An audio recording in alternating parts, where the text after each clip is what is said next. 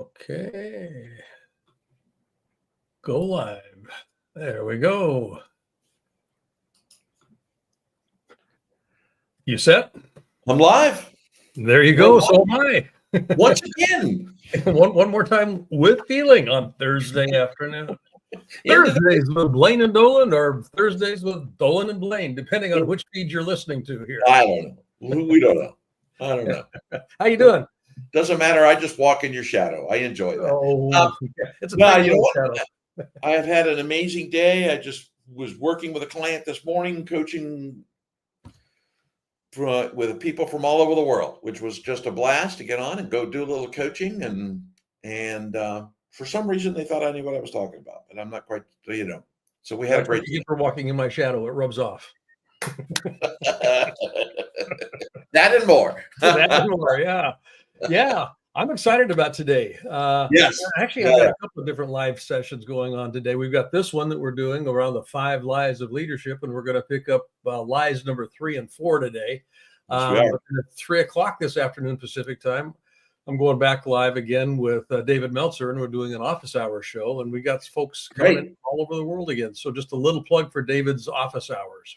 I'll tell you, if you guys have not watched, other than the fact that Blaine and I are really good at what we do, but if you have not watched office hours with David Meltzer and Blaine and the guests that they bring on, it's a big miss. You need to take time and go. You may not be able to watch it live while they're there, but go watch their feed, go watch the recording. They have some amazing guests, great conversations. So there's my shameless plug right there. Thank you. I agree. Hey, let's just jump into this. We've got some great content. I think we tickled people's imaginations on Tuesday. Yeah. Tuesdays at 2, Thursdays at noon, with the power of you. The first 2 lies that we talked about, I'm noticing some of the comments that came through. It's kind of like, wow, this is interesting stuff. I hadn't thought about that this way. Those sorts of things. So we're now going to jump into the next 2 lies. And I'll just go ahead and bring the screen up here because this is good stuff. I think this is good stuff. Between you and I, we've got about most people have heard us say if they've been listening to us, about 90 years worth of experience doing this work. Yeah. And these lies, we didn't just pull them out of thin air. This is stuff that, I'll speak for myself here. It's stuff that I encounter almost always when I start doing work with leaders. And I don't care how seasoned they are. In some way, shape, or form, one of these lies or more of these lies cannot go, boo, here I am. And then we have to, field it and disabuse people's thinking about the validity of it and all that kind of stuff. So, yeah, they're very interesting. Very true. And it's funny because these lies show up. And we'll get right into it without belaboring, but these lies show up over and over and over and over and over and over again. They ebb and flow. Mm-hmm. As our confidence goes high and our confidence goes low, we start to make up stories, right? That become mistruths and lies. So this is cool. Yeah. A lot of these lies are very deeply embedded in our subconscious. Oh gosh. Yeah. And as friend of yours and mine both, Bob Proctor. Bob used to talk about the paradigms, and the insidious nature of paradigm is they crop up when you least expect it. And, we call that the mindset, the mindset of our leaders. And it's all that subterranean stuff that, why'd you do that? I don't know why I did that. Well, you knew better, didn't you? Yeah, I knew better. Well, then why'd you do that? I don't know. Exactly. I don't know. Okay, well, let's see where that came from. So here's we led with this one on Tuesday. The Stoic philosopher Epictetus.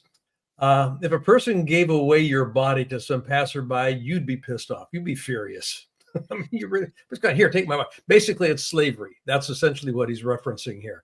And this is the guy that lived back in the Roman Empire days. It was BC.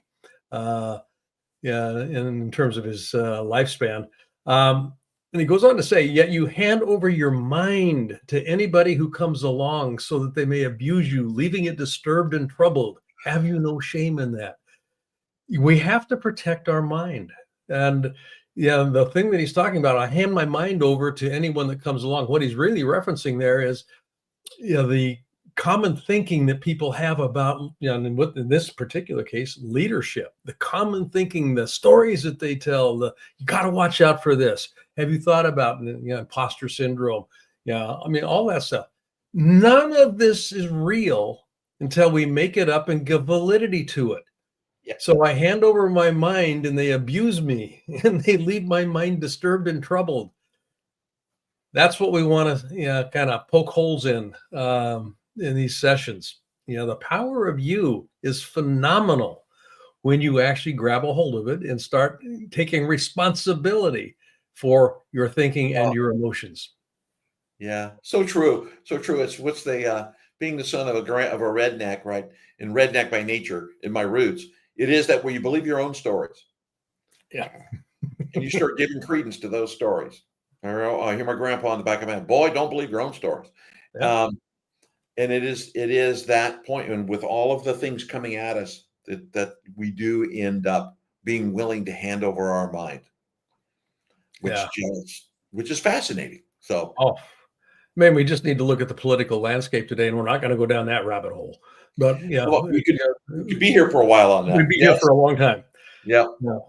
Yeah. It's hand over the mind to other people, and they make decisions for us. And look where we end up, kind of navigating. Yeah. Right. Like I said, we're not going to go there. Not going to go there. No, not today. No. Not today. But let's take a look at these lies. You think you must maintain strict control over decisions and outcomes. We talked about this one. I'm the boss. I mean, I've got to, it's I am my results sort of a thing. I believe I have to appear invulnerable. The old admonition, don't let them see you sweat. I mean, and these are things that we end up believing. It's kind of like, well, God, if they see me sweat, it must mean, and then fill in the blank. And then, we run off to the woodsheds and we get all screwed up. Yeah. Today, we're going to be looking at 3 and 4, believing that outcomes are all that matter and assuming that you have to make every decision independently by yourself. Okay. And then on next Tuesday, we're going to take a look at the 5th and final one here, because we're going to do a deep dive on this one, avoiding feedback, thinking it reflects your inadequacy. Yeah. And that's a biggie. That's a large conversation, but I'm excited. 3 and 4 are going to be a good conversation today. So that being said, this is all about leadership, the lies of leadership. And how do we define leadership? Well, it's not about telling people what to do. And it's also not management. The interesting thing about leadership is leadership moves people into the unknown. If it's actually done well, it's possibility into reality, possibility moving into a place we've never been before. We've never had this happen before. We've never done this before. That sort of stuff. Leadership by definition is causing movement all the time. It's causing people to move. And in that movement, there's a lot of chaos that can be generated. Okay. So in one very simplistic way of thinking about it is leaders cause movement, and they cause a moderate amount of chaos in the process. Yeah. And the key here is moderate amount of chaos. Okay. Because you got to keep the ship the ship afloat here. What? Yeah. Management prides itself on stability and predictability.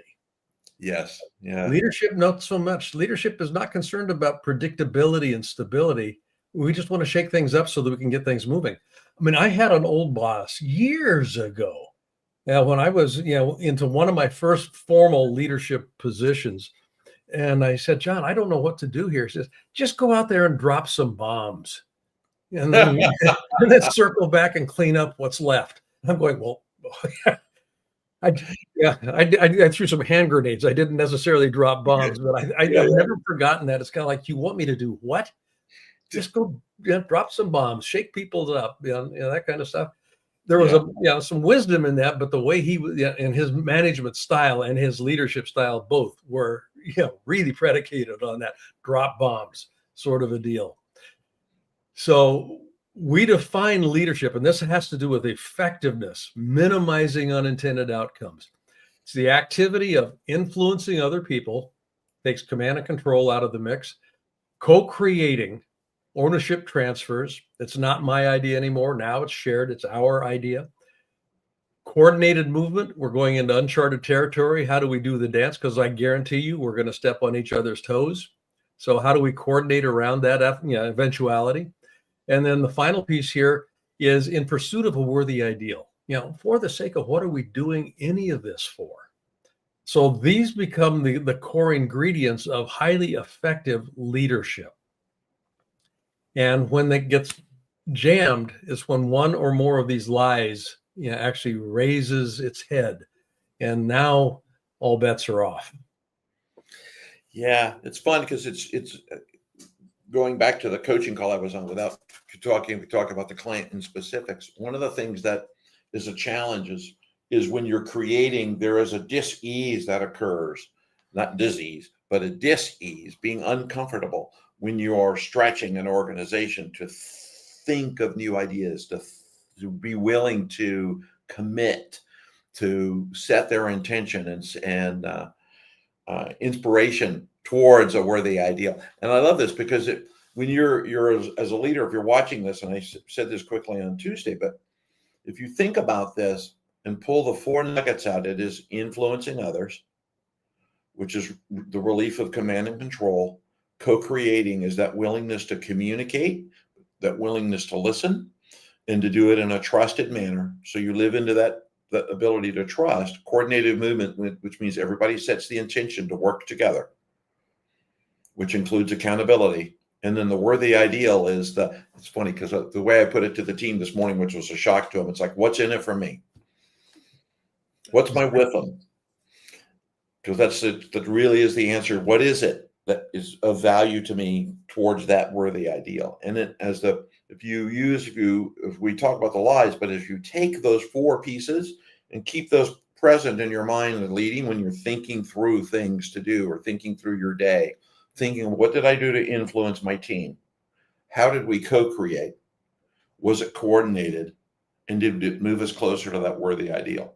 So it's a definition and your benchmark of progress. So, and that's why there's Blaine and me here. There's 2 of us. So here we go. Okay. Lie number 3. Yes. You believe that the outcome or the outcomes are all that matter. And where this one gets rooted, really, and I mean, it takes deep, deep roots here, is in the assumption that it's got to be perfect. Anything less than perfect, it's going to reflect on me. And it's linked back to that line number 1, I am my results. So anything that is less than perfect reflects on the who that I am. And that's, where things get really, really, kind of wrapped around the axle in so many ways here. And what we're going to suggest here is that there's a distinction, a huge distinction in the leadership process of focusing people's attention on producing outcomes, period, or looking at incremental improvement as we go along here. Progress versus perfection. This boss that I was talking about that said, just go out there and drop some bombs. Well, I was running a division, a regional division of a national training and development organization at the time. This back in the 1970s. And they had never, this particular regional office had never, we had 3 different programs that we offered. The base level program, we had never crossed the threshold of more than 50 people in the room, attending this program. And it was a monthly program. Other, areas, other regions in the country were doing 100, 200. Some of them were doing 400. And this was a small market, and 50 seemed to be kind of the comfort zone. Well, we started out, and I tossed some hand grenades out there. And we ended up putting, in the next month, 99 people in the room. Wow. 99 people. Our target, our goal, stated objective was 100. What do you think my boss said to me? You idiot. You didn't make it. You talk about taking the wind out of everybody's sails. Boy, it was just, and the whole fixation was on the outcome is all that matters. Wow. The outcome is all that matters. it took me about another 6 months to get people's morale back to a point where we could start looking at what did we do right back then that we can begin to leverage, because we did some things differently than we had ever done before. But that got tossed out, the baby with the bath, when he was going, you missed it. Wow.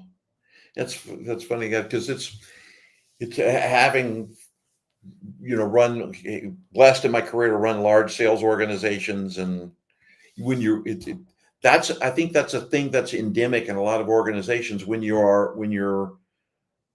are looking at the outcome is all that matters, and you're in that kind of chewy nougat because you've got this downward pressure that says, here's your number, got to get to this.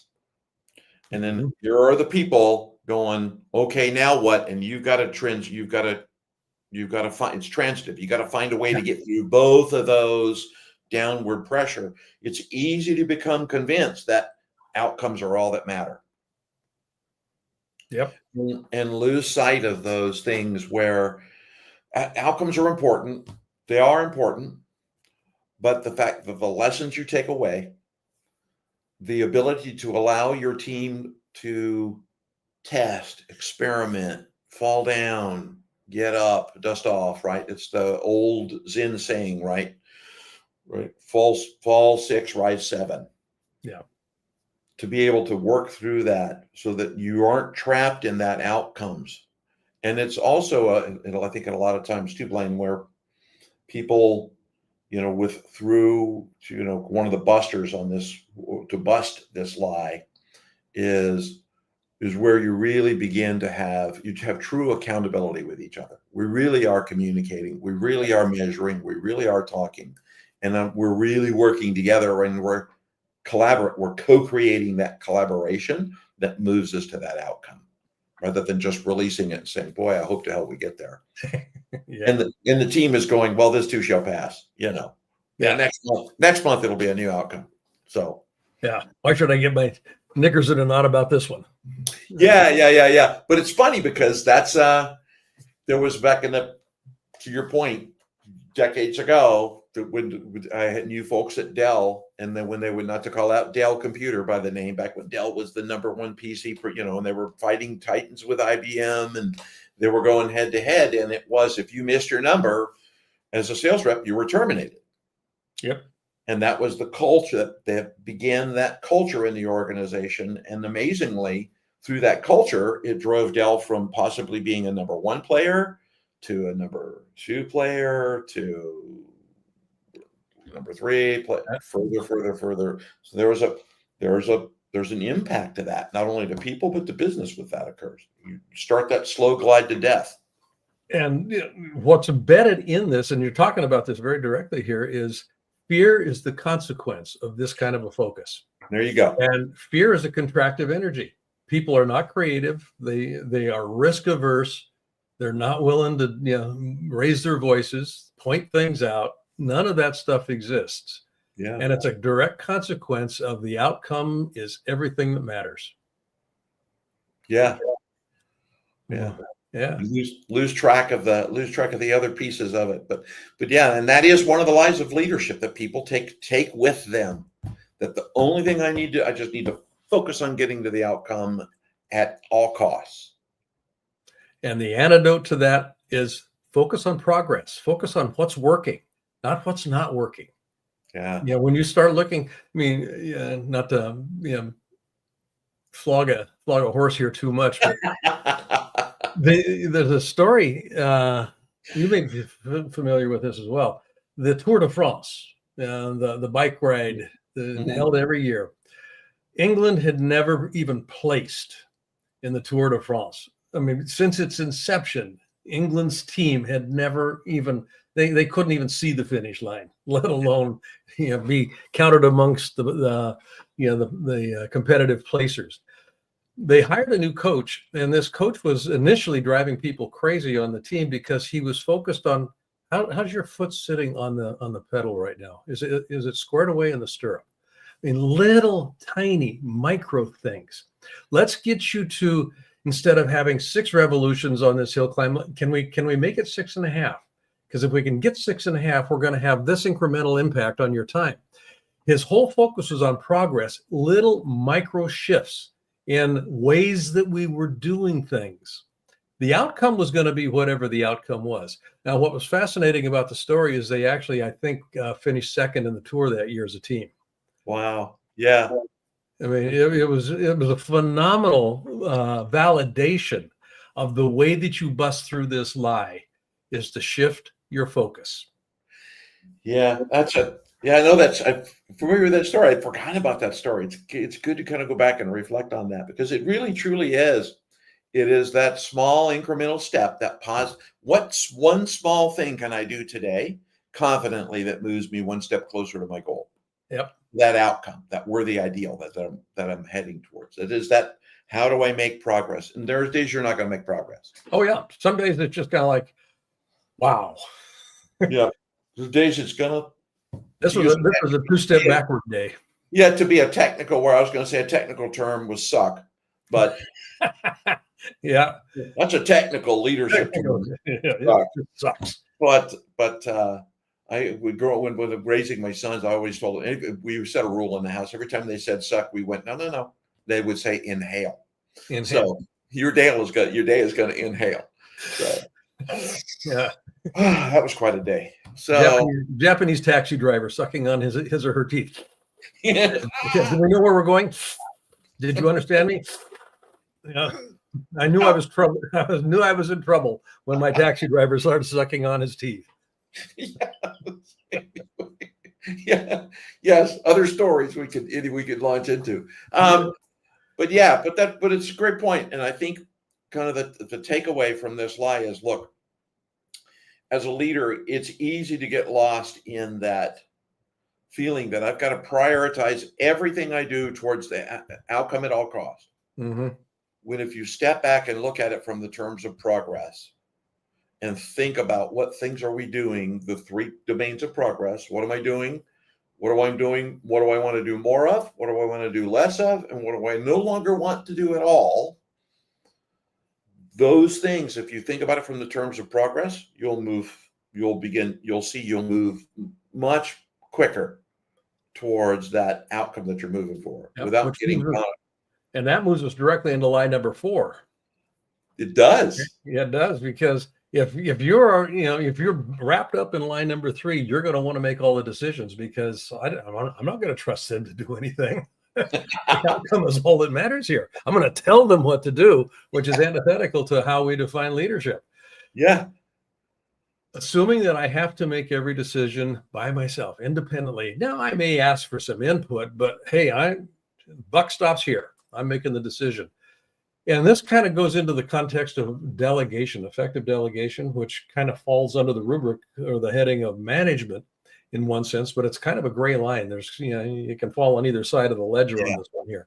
But the idea here is people have to grow.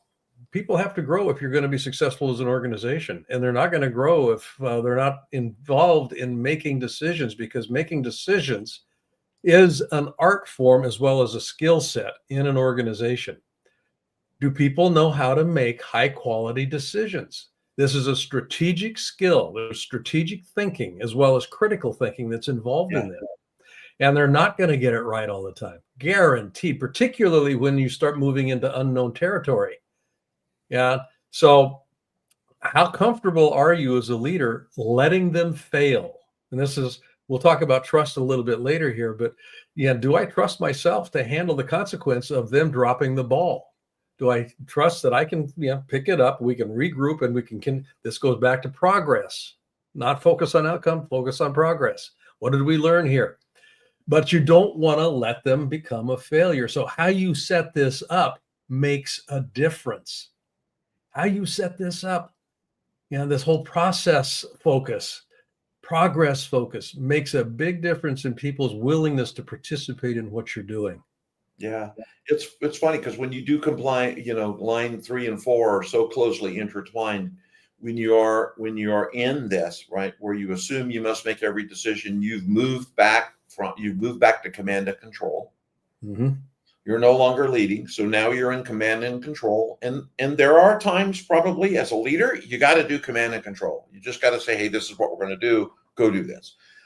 There's times that's going to happen. But generally, you're looking to co-create that movement.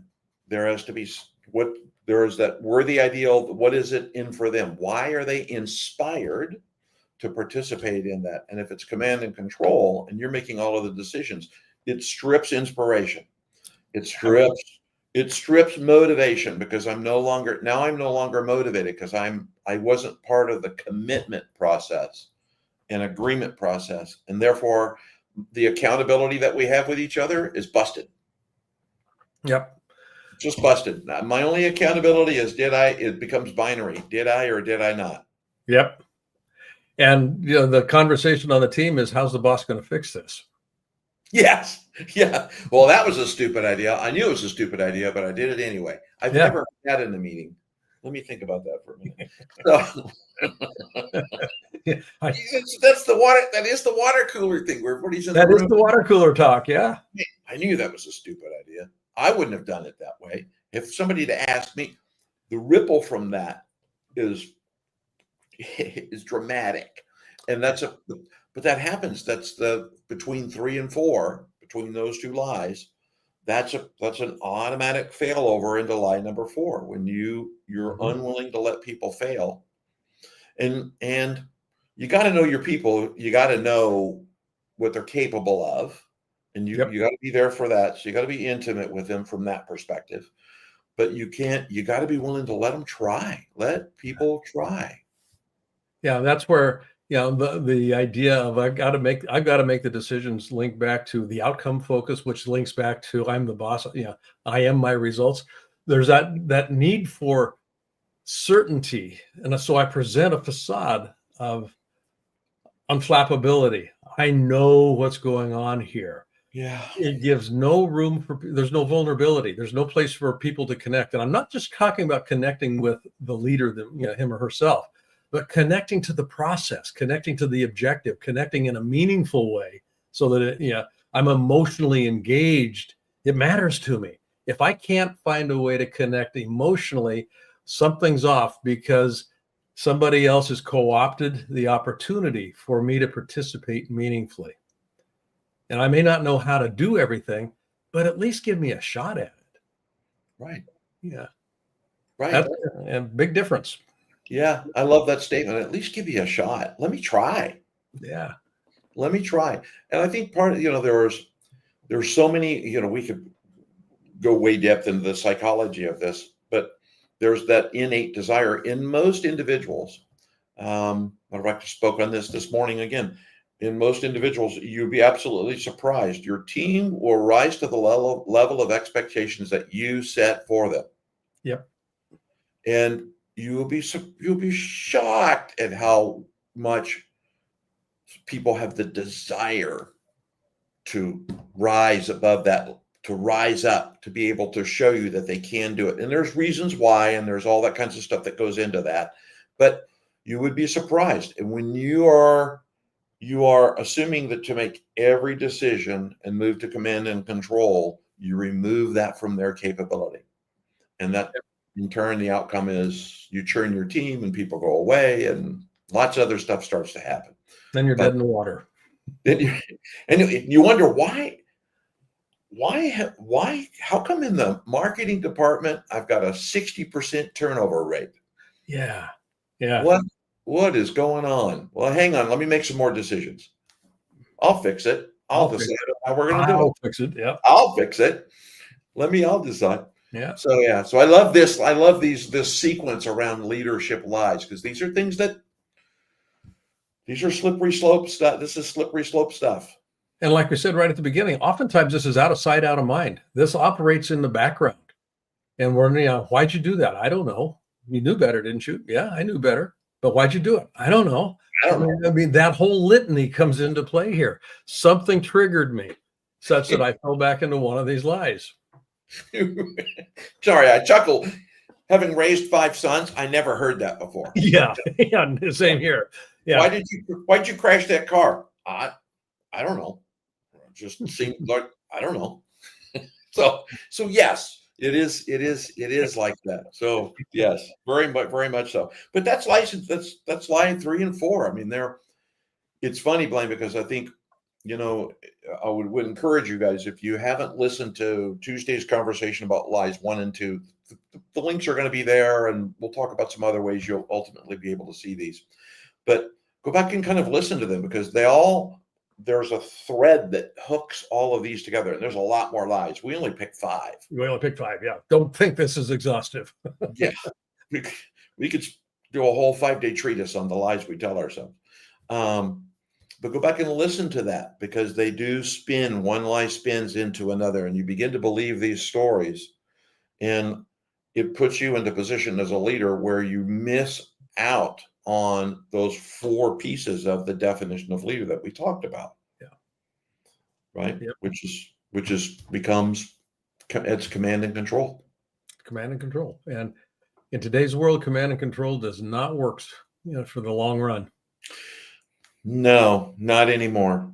Yeah. Not anymore. You can't command and control a remote workforce. You can't command and control not anymore. It's not like that at all. So off for the good old days. No. When bosses were bosses, and yeah. Yeah, what was it? Oh gosh darn it, the saying just eluded me. It was another old saying about children are to be seen, not heard, I think. Exactly, yeah. Something like that, which applies to employees. Employees are to be seen, not heard. Not heard, yeah. Don't tell me what you think. Yeah. Just want to see you do stuff. How do you, what's the next step for you? I mean, these lies, we talk about these things. And part of the reason that we're doing this series is because both Dolan and I think that leadership is absolutely not only critical, but it's fundamentally important in today's world. We do not have leaders that know how to lead effectively. We've got a lot of leaders that, and more leaders than not have to clean up after themselves as a consequence of the way they went about leading their organizations and their people. There were so many unintended consequences. They haven't learned how to lead effectively. Yeah. And effective, minimal unintended consequences. You're going to have consequences all the time, but you don't want to have, if you've got to spend, the next month cleaning up after yourself, resources, time, money, people turning over, morale hits. I mean, all of this stuff is the consequence of leaders not paying attention to how effective they're being. And one of the measures that we use in our work with the clients that we work with is something that we call elegance. And it's not sartorial elegance where you look really good. Yeah. Although we do, yes. It's kind of nice. Yeah, but if you think of in terms of software coding, writing elegant code. Elegant code is bug-free. It does what it's supposed to do, and you don't have to clean up after yourself. You don't have to continuously reboot because something went sideways. A lot of leaders, in the way that they work, they've got to continuously reboot because everything went sideways. And that doesn't work long term. It's really expensive. So we're going to make an invitation here. And to Einstein's point here, and there's a floating in. That's interesting how that dropped down there. I saw that. Nothing happens. Yeah. Studies on behavior, and you can read this as well as I can recite it here, but studies on behavior change and goal completion suggests that only about 30% of participants in personal or professional development programs, and think leadership development programs, actually follow through with the action plans that they formulate unless there's additional support provided. And that additional support looks like regular check-ins that are formalized, peer groups that actually are aware of what you're doing, and there's accountability partners built into this process as you begin to learn and integrate the skills. I did for about 12 years, ran a major leadership development program for Nokia back in the 1990s and early 2000s. And about halfway, and we trained over 3,000 leaders, in the methodology that we were working with.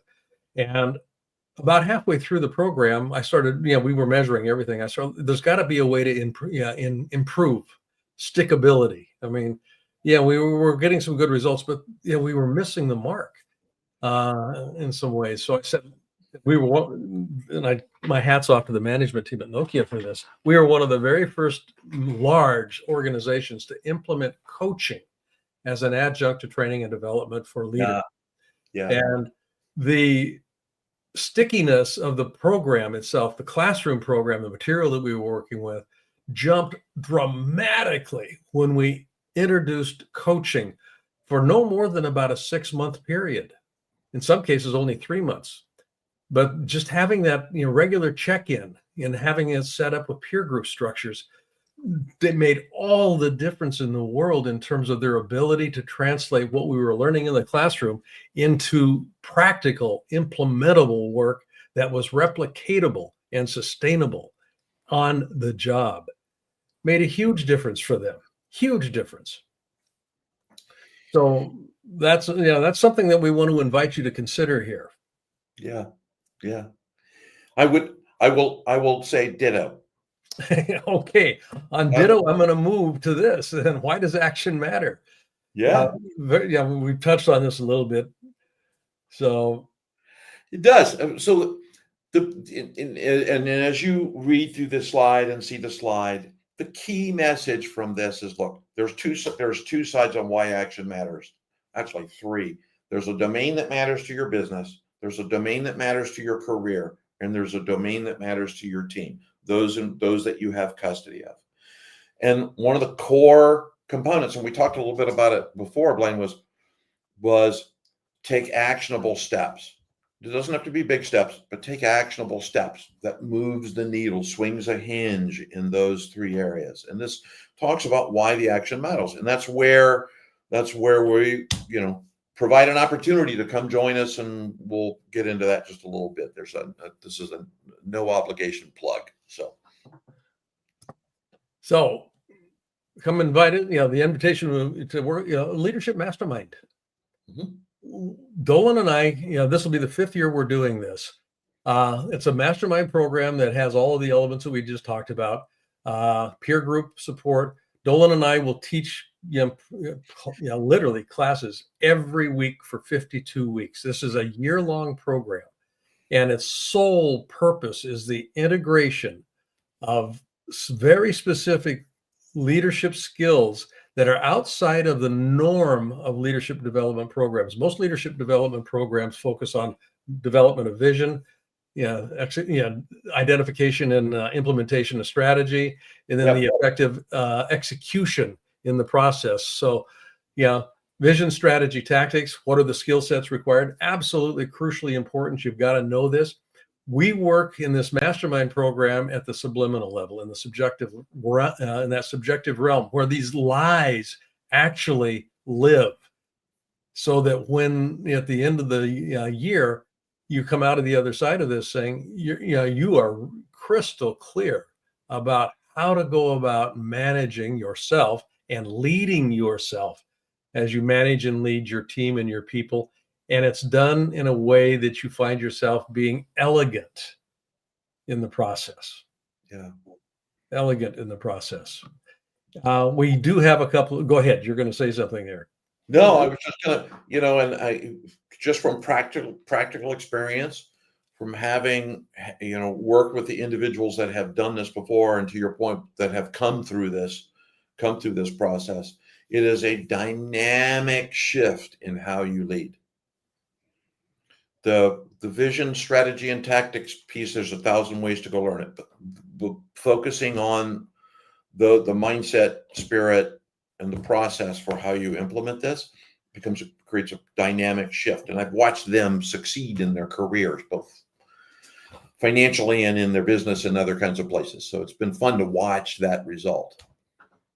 And reference models, we do, we've got a very specific curricula that we work with.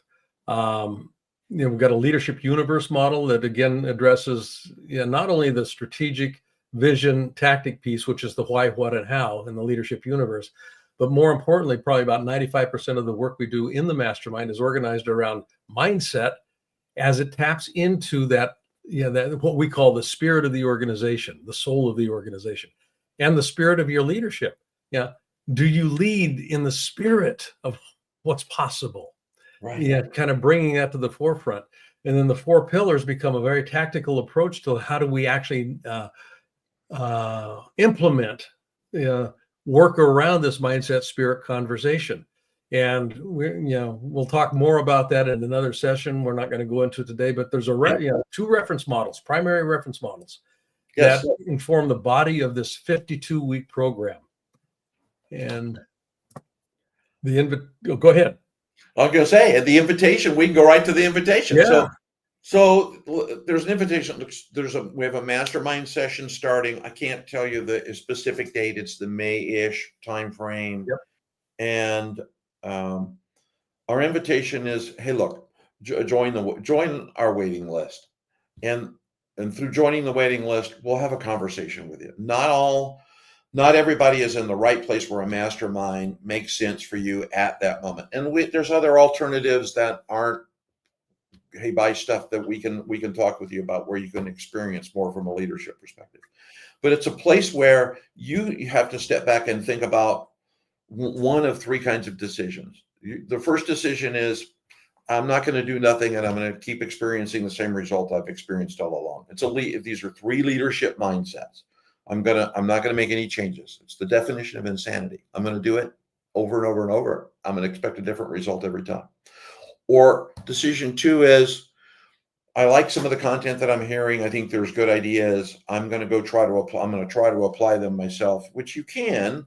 It's a longer journey. It's a longer walk, and it's a different kind of experience. And the likelihood is that you'll miss key steps that don't come from almost 90 years of experience. And the third is, join the waiting list, find out about the mastermind, and take positive steps towards what you can do to improve your business, career, and take better care of the people that you've got by becoming a better leader. And that really is our offer for today, is just join the mastermind waiting list, and we'll set up an opportunity, and either Blaine or maybe Blaine and I will show up. And then good luck, because then you bring a lunch if we're both going to be there. Because we tend to go long. That's our ask for today. We're grateful for the consideration, and grateful for the opportunity just to come talk to you and help you take some of this content and be better leaders. That's why this is the You series, not the Blaine and Dolan show series. So, although that may come up pretty soon, I don't know. We'll see. We'll see what happens here. But Dolan and I have been around a long time. This is not something we have to do. Both of our objectives, and I want you to hear this real clearly, both of our objectives is that you find ways to be successful in your life, far more so than you are being today. And it's not to say that you're not being successful. So there's no obligation with any of this. I mean, we just want to make it available. And if the mastermind is not a fit, no harm, no foul. We've got all kinds of other resources that we can make available, and at least open the door to you, and you can take a look at, see if it works for you. Mastermind is not a fit for everybody. That's absolutely, no questions involved with that. Very true. Very true. There you go. Link is there. We'll have the link in our feeds. It'll be this LinkedIn Live will be on Blaine's feed, my feed. It's also on my Instagram. Blaine has it on YouTube today. It's going to be on Facebook. So I encourage you, come join the waiting list, chat with us, and it's an honor to have an opportunity to serve you and help you increase your prowess as a leader. I think that's very, very important today. So. Thanks for giving us your ears for about 45 minutes. Appreciate it. Yeah. We'll see you next Tuesday. We're going to cover lie number 5. Oh, yeah. At Tuesday 2 p.m. Yeah. Tuesday at 2. Bring a pencil and paper, because it's going to hurt. See you there. Okay. Take care.